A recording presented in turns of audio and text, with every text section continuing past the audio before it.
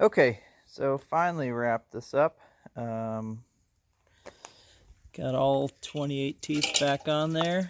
You can see, mash these down pretty good.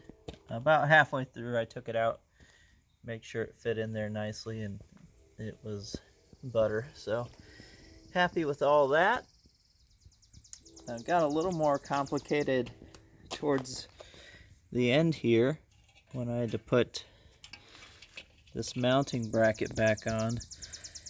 First of all, the 5/8 inch rivets, these guys that I had been using, obviously weren't long enough to go through that additional bracket. Couldn't go back to Steinke's because they were closed, but after running around to a couple different hardware stores, I finally stopped at Tractor Supply, which I should have done to start with, and they had some slightly longer ones that were the identical size, diameter. So that's what these are.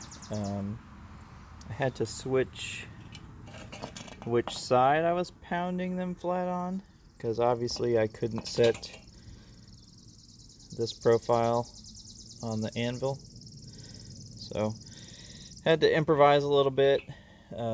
Tried to get out my air hammer, but I didn't have a blunt tool to fit into that, so I ended up just using the hammer. I had to get creative, and they're not quite as pretty as the rest, but they're in there. Nothing's going anywhere. So time to get this thing mounted back on the Sicklebar, finish a little bit more greasing, do a couple more touch-ups, and then the next video should be the final thing running. So stay tuned.